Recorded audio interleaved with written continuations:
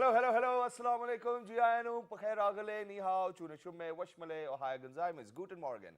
Hi, hugs and hellos, and a very good Khush Ahmadi to everybody who's tuned into PTV World and are watching World this morning alongside Shazad Khan and Maha Maktoum. Hello, Maha. How are you? Hello, Shazad. Assalamu alaikum, everyone. I'm good today. I'm excited about the show, and as I'm always excited about the show, but I'm good. And I'm excited too, ladies and gentlemen, because today the type of We're show alive. we are actually the type of show we're going to have today is actually going to raise awareness amongst all the people within Punjab as well and within the country, and for all those people who are outside, because we'll be discussing the state of education within the province of Punjab, especially because they've actually made sure that they're going to set an example within this tenure of their government as well.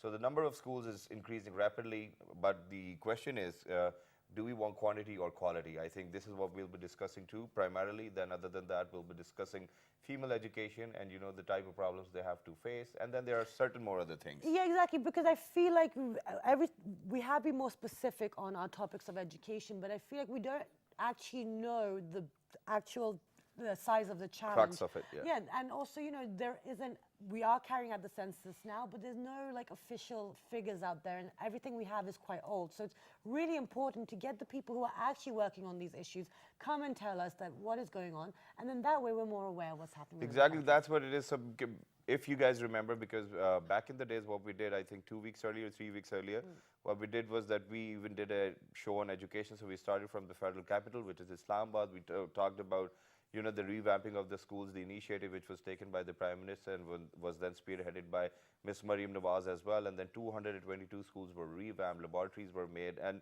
you know, they made sure that, you know, the technology is actually at level or at par with all those schools around, probably if they are private or across the borders. That's what it is. So Exactly. the state of education in general, that's what we are discussing, and what's happening all around the world or probably within Pakistan in other provinces. That's what we'll try to do.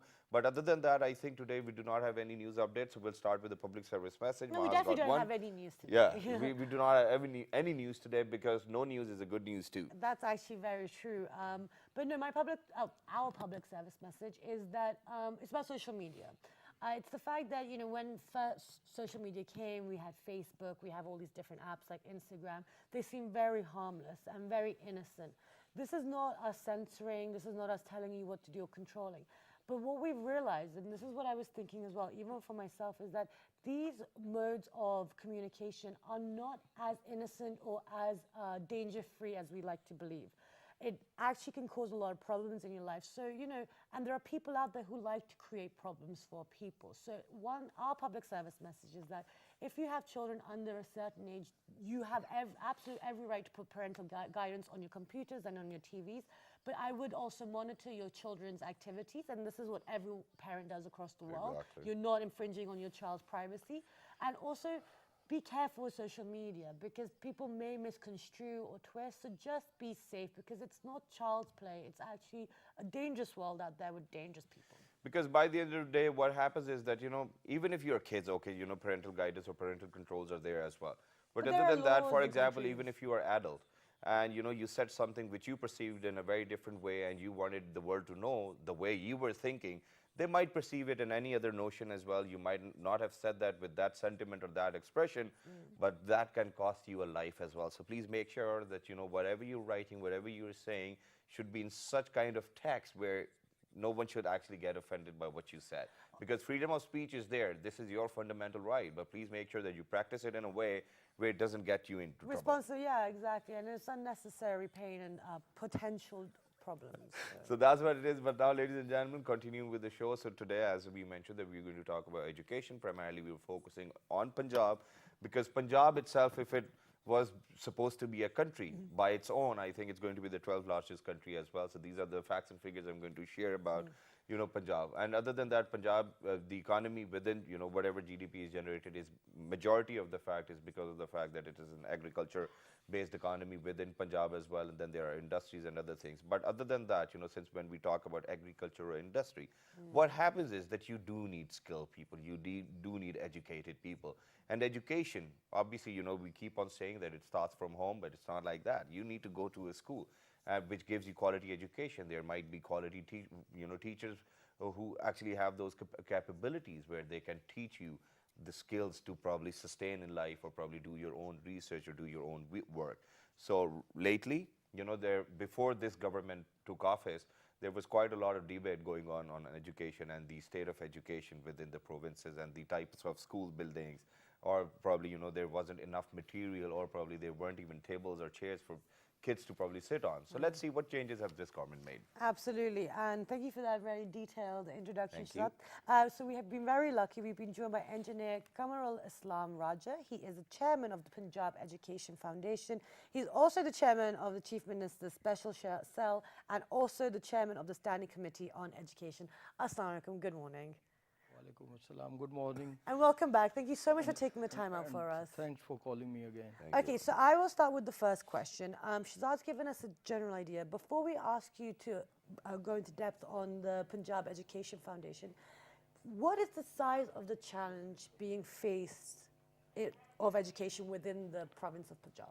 This is the most important question to me, because Punjab, as already mentioned, had been a country, it had been a 12th largest country population-wise.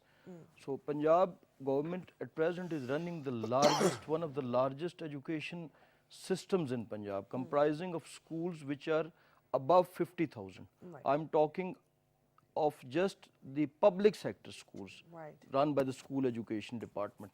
And the number of children at present studying in these schools is 11 million. Wow. Which is again the more than the population of about 60 countries of the world. Just the population of the children. Then Punjab Education Foundation is catering for 2.5 million children, and it is a government funded project. So if we combine these two figures, it's about 11 million and 2.5 million. 13.5 million children are being catered by the government of Punjab, government funded. Okay, huge okay, that is amazing. But since we really would love to focus on the state of education, how it was when PMLN took to the office. So how was the situation, first of all?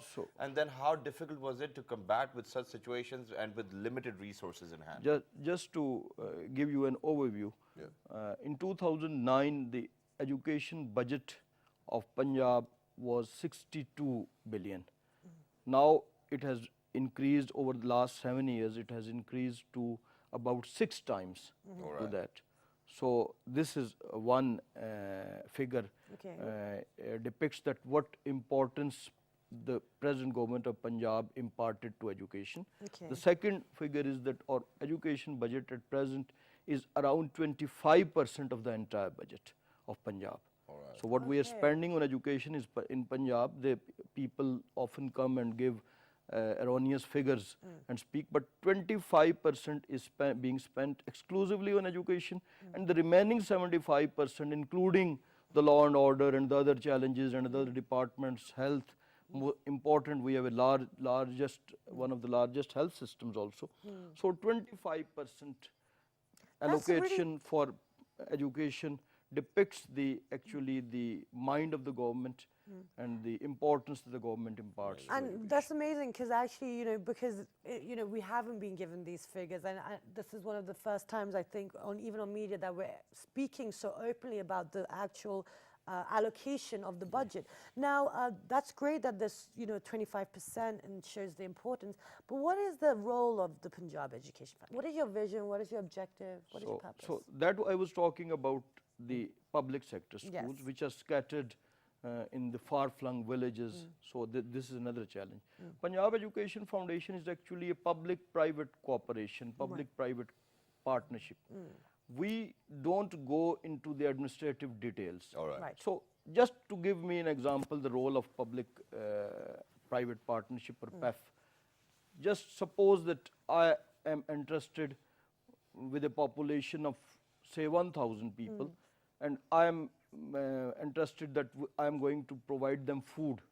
So there are two strategies. One strategy is that I first of all buy a piece of land, then construct a building, then construct a kitchen, then hire a cook, then hire waiters, then cook food and then provide them. And then there will be quality issues, there will be different issues, there will be issues of fudging, there will be issues of misappropriation. The second strategy is that after I select some minimum standards and select some good hotels in the area. And I just simply ask those people to go to such and such hotel and I'll pay for it. All right. So this is the difference of strategy between the public sector schools and PEF. In PEF, we adopt the second strategy. Okay. And the second strategy is that we take on our panel the private schools, quality private schools running in those areas. Okay. And most of our schools are, about 80% of our schools are in southern Punjab, and about 70% of them are situated in rural areas, far from rural areas, Right. starting from deserts of Cholistan to the hills of Murray and Kotli Satiya. So this is actually the mix in which the Punjab Education Foundation is operating in the entire 36 districts of Punjab. We select those schools, take them on a panel, and we select those schools after conducting a quality assurance test, which is a written test of their existing students. Okay. And then we ask the students of those areas through vouchers to go to those schools, and they join those schools, and we pay their fee and books. Oh, wow, Amazing. okay. So, and then we take annual tests, Okay. and those tests are conducted by third parties, checked by other third parties to evaluate that where my children are studying, I being a parent of 2.5 million children, whether they are giving them quality, whether they are giving a classroom to each and every class, whether they are giving an independent teacher to each and every class. So this is we are paying the fee, and we expect these aspects of quality from them. In Okay. addition to those tests, in which 75% is the minimum pass marks Right. of Punjab Education Foundation, as compared to 33% of the traditional tests. Okay, that is amazing. amazing, That's and such good news. I'm definitely going to move on towards the expansion plan, where 2.2 million children actually enrolled in this. Since the time that the government, this party has actually taken to the office. But other than that, there's one more thing which I want to ask, and that is whenever we talk about private schools. As a matter of fact, what we need to do is we probably need to gain the confidence of the parent that the type of education and the facilities we are providing within the public sector of schooling is just sufficient enough for any kid. So now I'll start from here, because there are two parts to it. Which school does your children go to? My children go to a private school. Your children go to a private school. Do you feel that in days to come, your children will be going to the same public schools as well? Just look at another aspect of this thing. Now, at least 60% of the people, students, go to private schools, and 40%, this is the world over phenomenon. This is not just in Pakistan, because people often come and use this sarcasm, where are your children going? But just imagine, if those people, this education system, the government is for those people who can't afford. Suppose if someone can afford, is it necessary that he should be burden on the public sector schools? No, that's not where I'm coming from. No, I'm just elaborating this question. So, because we will need an additional 60% more resources to cater for those children who are going to private schools. So, if someone is going to private schools, I think if someone is sending his children to private schools, I think he is actually relieving the burden of the state. Okay. The only notion I had over here was, I'm going to build up on that, and I'm very sorry that if people took it that way as well, because this is not what the notion was. I started asking from where I said that we need to gain the confidence of those parents who think that if our child is going to go to a public school, will he or she would be facilitated the way they are being facilitated in a private school. That's the state of education we're talking about. And that's the do model. you think, yeah, that's the model. I mean, when the revamping of 222 schools happened over here, those schools, I went there personally, the laboratories were, they were state-of-the-art laboratories, there were parks, there was everything, there was biometric as well. So the facilitation in terms of education, do you think is at par with the private sector as well? This question is debatable, because the private sector has a mix. It starts from the elite schools to low-cost schools, which are situated in the mohallas, in villages. So in private sector, it is a well-graded mix in private sector. The public sector schools, actually, the government has to be fair with all types of areas. One problem is that in cities, the government lacks the buildings of private schools, because land being costly, non-availability of land. So even for the public sector schools of Punjab, most of them, about 80% of them are predominantly situated in the rural areas. Because suppose talking of Lahore, if there used to be suppose 800 schools in Lahore, so they have rarely enhanced to 900 due to those typical problems associated with city. But in the rural areas, the expansion were predominantly in the rural areas, and in the city areas, it is also the question of availability of public sector schools. Absolutely. And so now, talking about this confidence thing, so let's talk about it, because there's been 5,000 public schools under PEF that you have revamped and you are, applying this model to.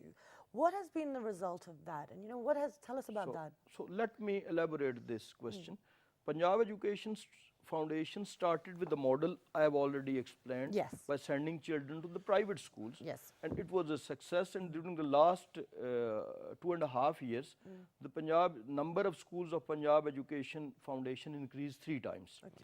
This is one aspect of the private schools which are available. Now, when the government actually analyzed their own education system of the school education system being run by the public sector school education department, they realized that there is about 5,000 schools who, due to their locations, due to their bad infrastructure, due to their non-accessibility, due to non-willingness of the teachers to join, newly recruited teachers to join those places being hard areas. So the government actually sorted out those rotten cherries of them. I'm sorry I'm using this word, because those were the worst schools result-wise and enrollment-wise. Okay. So they actually sorted out 5,000 schools which have results less than 10%. Wow.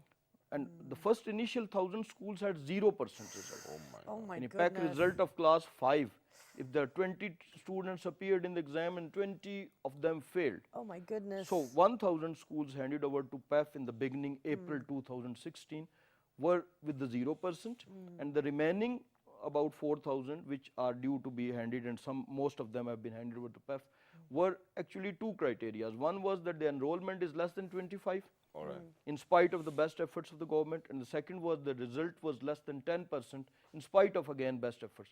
So they decided actually to hand over these schools to PEF and strengthen the remaining 48,000 schools, in fact, and they transferred those teachers teaching in these schools to those schools of 48,000, and their schools were exclusively handed over to PEF to run them in public-private partnership model. So we advertised, we actually hired the services of private individuals, CSOs, educational chains, and we started paying them fee, which is again, PEF is an economical model. It spends about less than half of the expenditure being incurred by the government per child per month. So its economy is less than half, and the quality is more than double. So we started running those schools and we handed over to the public sector, and there were amazing results. In the beginning there was some resistance, and just enumerate me and just allow me to explain those results in 2 sentences. Sure, go ahead. One is that the enrollment of those schools have been doubled in just 6 to 8 months. And it's 2.2 million, ladies and gentlemen. Doubled. The second is that those results which were in 2016 were from 0 to 10%. Now just PEC result, Punjab Examination Commission result of class 5, just announced about few weeks back.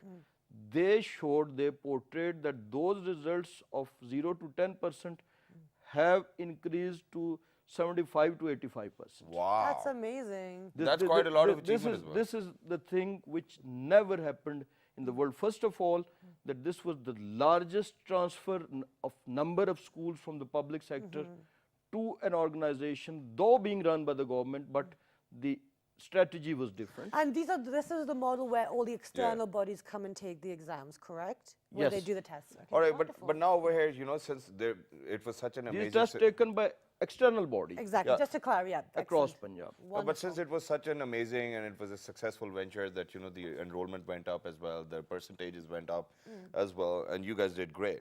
But other than that, what are the other expansion plans PEF has actually got for all of the kids around there? Now for 2018, we have a challenge ahead, because about, again, as when the results of the census will come, they will actually elaborate what are the actual number of out-of-school children. But those estimates, or I often call it guesstimates, they portray that there are around 1 million children, maybe 7 lakh or 8 lakh, out of school in Punjab. Okay. Which I personally believe that the figure is not as large, but Let's see but whether it's a but guesstimate these or are an the estimate. estimates. So the other challenge was that the government entrusted Punjab Education Foundation to go for this enrollment drive, and we had planned for this academic year to open 2,700 new schools Wow. in far-flung rural areas, just to cover a 1 kilometer radius. Wow. In any areas of Punjab where there is no school in a radius of 1 kilometer, and the minimum population is 300 there. So we are going to open. Then we have adopted a digital approach for that. On the Google mapping or GIS team actually identifies those areas, because all our public sector schools as well as PEF schools are being now they are in our maps. They are being mapped, and we can identify the location on Google Map. Okay, well, that's wonderful. So 2,700, out of those 2,700, we were due to open 900 schools in 1 month, just on the month of April, which was a huge challenge. That's huge. Opening 2,700 schools in 1 month, starting from Cholistan Desert and the south far-flung tehsils. So for 900 target of April, we have been able to reach about 600 by the mid as I talk now. Wow. And we'll be comfortably, inshallah, coming up to the And- target of those 900 by April, and then entire 2,700 by April 2000. And So these it's are like almost- all quality assured, all everything. Obviously, this challenge of enrollment, I'm not able to ensure that quality of 80% for this, because we are bringing those children to schools, those children who had no access to the schools. Okay. There might be a child who was about to pass his school joining. I remember, but the actual question is that the first stage is to bring a child to school, Absolutely. provide him Okay. through a book. But no, other no, than that, no, you know, no, no, yeah, no, go no, I ahead. haven't. You can go ahead with Okay. that. But there's one more thing which I wanted to say, and that is, it's like, you know, if it's like 2,700 schools opening up in a month, it's 90 900, days, 900 in a 1 month. 900 in a month. So it's quite a lot. It's like approximately 25 schools opening in one day. I mean, That's a if lot. you got to do it in one There month. might be days that about 200 schools are opening in a day, because we advertised once. We identified those areas on GIS mapping. We advertised with latitude, longitude of that point. All right, that, the coordinates. Come up, invited applications from the educated youth, experienced teachers of those areas who are having a building there, and to open the schools. And it might Okay, be a so it's- small building there in a village, small village. So this is all a partnership with everyone as well, which is Partnership. wonderful. So now, just talking about these rural, far-flung areas, you know, we've mentioned Cholistan a few times, but there was the concept of bringing the mobile schools as well, regarding, you know, people in rural areas. So what about that? What's happening with that? It was a success. It was a roaring success. We opened 10 mobile schools as a pilot last year. And recently I visited Cholistan, and I saw there. I wish I could show those pictures here. I'm not prepared for that, but there are about 40 to 50, 60, 70. The average figure is 60. The children sitting in the desert, in a gopa or under a shadow of a tree, and being taught by a teacher, and that teacher moves with that nomadic population, because they move in search of water for the livestock. If the water dries up in one pond, they move to another pond 8 kilometers away. The teachers travels from the settled area, travels 40 to 50 kilometers area, the transport being provided by PEF. So he goes there, teaches there, and when the family or the clan moves from one place to another, the very next day the teacher starts going to the second place. Oh, So wow. this is the concept. Now we are identified 30 other clans or 30 other places of Cholistan, which we are going to open those mobile schools at 30 places. They are being advertised in the next week. and we'll be able to start those schools immediately after summer vacation. And then how do people Wonderful. respond? For example, when a mobile school shows up right in front of their GOPA, I mean, how do they respond? It's amazing. We visited there, and even those people, they said that our generations have passed. The life there is still as the life used to be about 200 Stone Age, years, yeah, that's what it is. 200 years ago. There are deep wells for drinking water. The camels being used for drawing water out of this. These are the rainwater tobas. So it's still they are living 200, 300 years, except that they are having now mobiles, because the government has taken another initiative in Cholistan to erect those towers of a communication company, and now they are having at least mobiles. Wow. And except with the mobile and the often jeeps or vehicles traveling in desert, their life had not changed. So they are more than excited over the schools, and the children of different age groups, starting from 10 years to 4 years, are sitting in the same class and That's being wonderful. taught. So it's a beginning. So people criticize and say, look at the standard of those schools. Obviously, where no building can be built, so we At have least the to start initiatives are with being babies. taken. But No, exactly. two more things, sir. And one of them is obviously about early childhood education as well, and what is PEF doing to promote them. And the other thing, which I want to be the last thing for this segment, if Maha does not want to ask anything further on, and that is, what is PEF doing in terms of female education as well? Yes. For balance tilt of gender-wise tilt of PEF is almost 50%. Okay. This is a positive. It's about 48-52 is the percentage. So I've never experienced in Punjab some resistance to female education, except where the school is located at a distance far away, and the parents either on the issue of affordability or the issue of safety, they're not being able to send. So it often breaks at either class 5 or class 8, especially for females.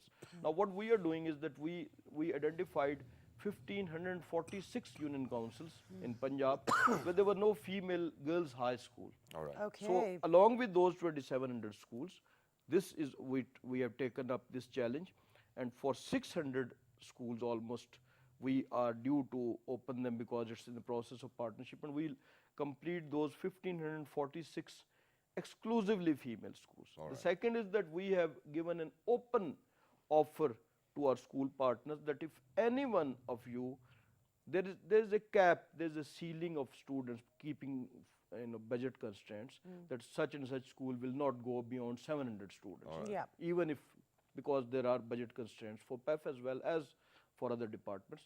But for female education, we have given them liberty that any school, if he wants to upgrade himself from middle to high or higher to higher secondary, the cap will not be a condition for that. So this is another thing that we are doing. Amazing that is. But other than that, sir, with that, there's one last thing which I want to ask, since you forgot to mention about the EC as well, early Yeah, he's childhood already asked it. I education. was going to ask that. That again was an amazing result. The EC project was undertaken by the government of Punjab about 2 years back, and we took Toba Tek Singh as a pilot district. Okay.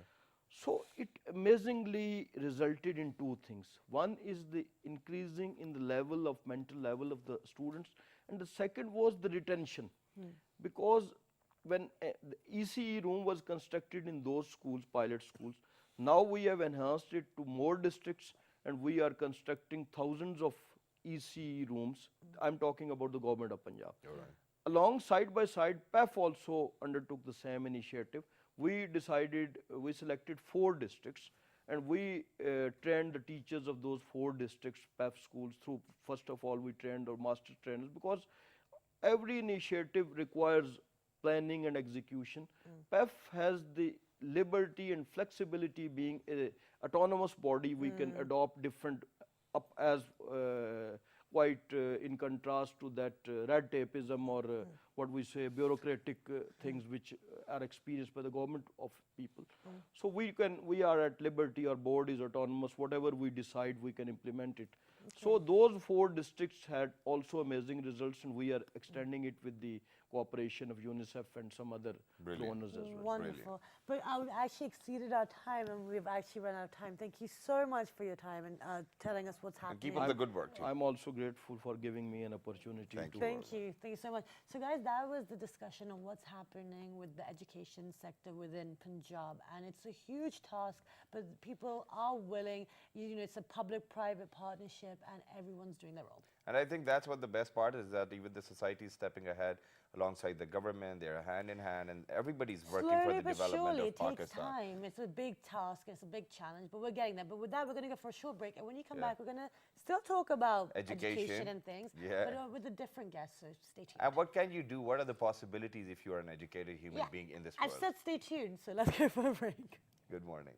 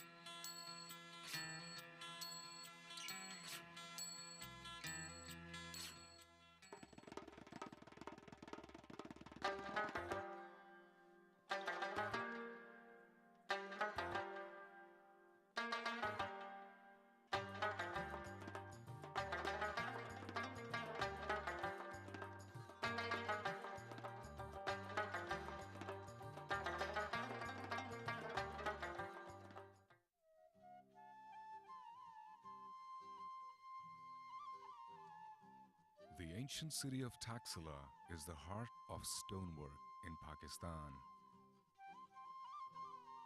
This art, which has been preserved and practiced for centuries, can be seen on many major landmarks of the country. Notably, the Pietra Dura work in the Lahore Fort's Sheesh Mahal. These stone products take days to complete and require immense precision and skill from the craftsmen. The final products are perfect for souvenirs, gifts, and decoration pieces, each depicting the richness of Pakistani culture at its best. Camel skin and ivory craft are trademarks of Multan's handicraft repertoire. Camel skin is cleaned, dried, and mounted onto molds, which can be of any shape desired. Multicolored lacquer painting is then used to ornament the molds, which in the end bear a Mughal or Persian feel. Ivory is crafted into pens, chess sets, jewelry, and other accessories such as keychains by the expert craftsmen. Such detailed work, while being extravagant, is indeed a feat to achieve, and craftsmen of Multan produce beauty with their work which is worthy of global admiration. The enchanting arts and crafts of Pakistan.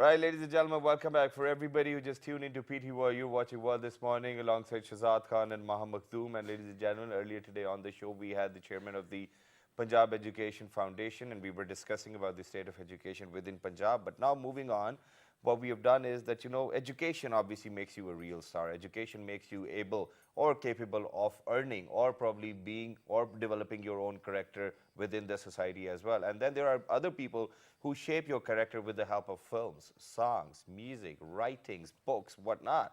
We do have poets as well. And also one thing that we saw is that, people have started, in writing, the authors have started going towards motivational things. Yeah. And like Shazad said, things shape us. So there are people out there who also want to help people achieve their potential. They want their lives to be more positive. But the thing is, I don't want to give a long introduction because we don't have enough time, and I really want to speak to our guest. So Shazad is introducing So our we guest today. do have somebody who's actually been into the writing business since he was 3 years old. He's 26 right now. He's written 2 books, and we'll ask about his journey as well. He's none other than Mr. Amir Iqbal, and he's an author of 2 books with the name of Passion. And yeah, the same title both of the time. Why? Because this is what I like, and this is my basic theme of my life overall. Amazing. Okay. Passion. Okay, wonderful. So now tell me, how did you get into writing? When I was 3, I first got my Urdu book, and thought sparks in my mind that why not my name on the book title. Okay. So At 3 years old? At 3 years. Okay. No, at 8 years old. Oh, 8 I years was old. in class 3. Okay, class 3. So okay. I just start writing poems, poetry, just whatever You I should have found just out. written your name on top of it. No. Yeah. This is not enough. So that was good. Alright. So you didn't believe in plagiarism. Yes. Great. And I start working on researching something like at that time we cannot afford the TV in our Okay. house, so I watched all the way through the programming of PTV in my uncle's house, and Okay. what I have at that time to exposure to the books and magazines Okay. and only to the radio. So I listen informational audios and just read as much as I possibly can. Wow. That's wonderful. And That's then so- eventually you decided that you're going to write your own book. How old were you then? At what age, Jess? Yes, I write at 31st December 2015 was the date when I launched my first book. All right. Okay. And that was the critical decision, because that time I was a visiting lecturer at one government institute. Wonderful. And I just leave the job and write my book and complete it. And after that, Okay, pass me your books. And why did you write it? Okay, this one was your first So one. the name of the book Yes. is Passion, ladies and gentlemen. The author is Amir Iqbal. And it says, live your best month ever with passion. Find it, Yeah. play it, live it. And then the next book. Okay. Success loading. And what happens with the next one is that he said, live your best hour with your passion. That's what it is. So these are the 2 books he's actually launched. Why do you think that you had to write about passion? And Especially in motivation. 2015 and in a country where the youth population is more than 60%. the real thing that ticked me up is that our youth is not clear on their own passions. All They are right. not even clear on the meanings of the passion. All right. Word passion does not mean wants or wishes or something like that. Word passion mean get ready to suffer for your worthy ideal. All Get right. ready to That's suffer so for your worthy true, ideal. yeah. And our youth normally announces that we are ambassador of this, we want social service, we want to do this and that. But when it's time to suffer, they leave it out. Yeah. They want money immediately, they want instant gratification, but they don't want to delay the rewards to Absolutely. work like this. Exactly. You know what you're talking about. So I'm nobody's impressed. ready to suffer. That's what he's saying. Yeah. Okay, so how do we get our youngsters second. to be ready and to be prepared for whatever they want in life and to work hard for that? Face the fears.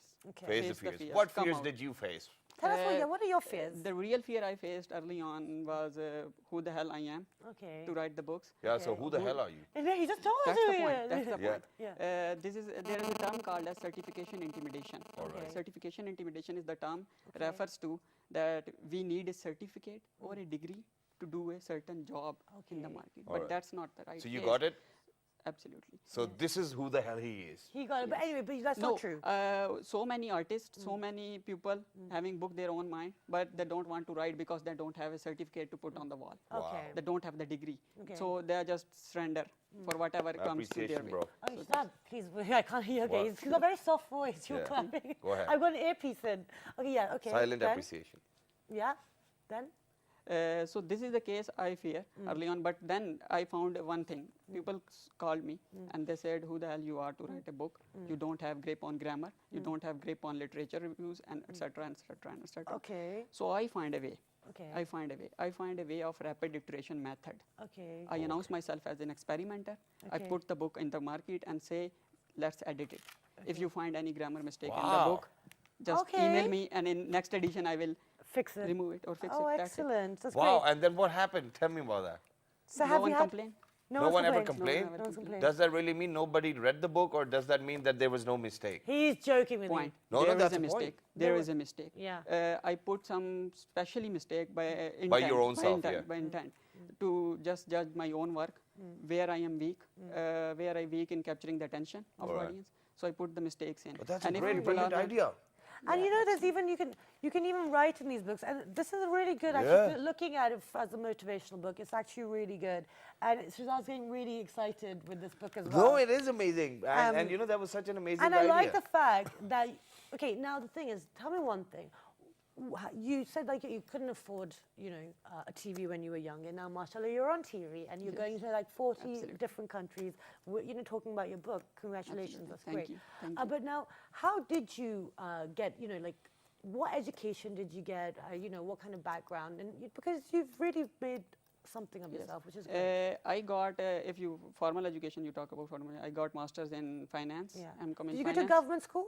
Yes. Okay, absolutely. wonderful. I Okay. got masters in finance, and then I got masters in mass communication as well. Wow. Great. But this is formal education. What I am proud of is non-formal education, Okay. self-study. You know, tell me, at 26, because at 26, I was in no stage to write a book about motivating people. I think barely I can start figure now 'cause myself. I'm 26. But now tell me, how do you feel that you can motivate people at such a young age? This is a myth. This is a myth. People call me Amir as a motivational speaker in seminars in university, but I am not a motivational speaker. I am not a believer of word motivation even. Okay. Because I think motivation is just an addiction.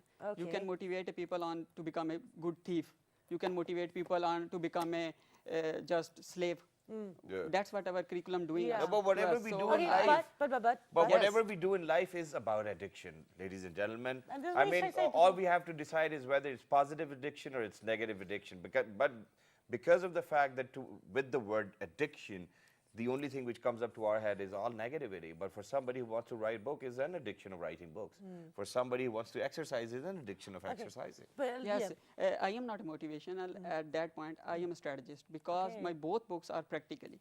Yeah, There is I could no see more this. data, but practical stuff, the bits and pieces, and then I put the practical immediate action steps All in right. both of my books, and in third one even. So Okay. in You days know, to I'm going to come. read this book Yeah. and check out. No, 'cause that's why he I brought. edit- I These are edit. for us, Absolutely. and you know we're going to get them signed Aw. by Amir as well. But Inshallah. Amir, you know, since we're running out of time, so there are Yes. two more things which I wanted to ask. First of all, what are your future plans? What do you want to do in future? Do you want to move on from passion to Yes, probably I- profession or something else as well? You know, there are other genres which you want to write about, and then you know, for a country where you know the nation embarks over such amazing type of content as well, and they want it as well.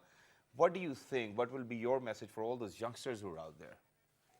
The one thing, my vision is to teach people to follow their passion. In next 10 years, I want to reach at least 1 billion people. Wow. That's my impact. Whom you have that's taught. yes, Wow. absolutely. 1 billion people to teach them how just follow their passion, just Okay. follow their inner soul signal, what I call All it. right. Okay, and now tell us, where are you work? Like, because obviously you Yes, have to absolutely. work as well, so that's wonderful. Where are you working right now? Yes, I found my own company Okay. last year, Trimtab Private Limited, and I am working in training, event management, social media. Okay, and you're giving lectures entrepreneurship. as well.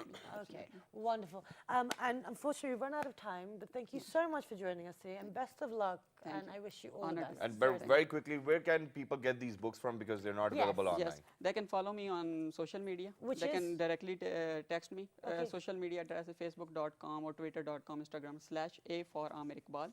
A for A Amir- numeric for AMIRIQBAL.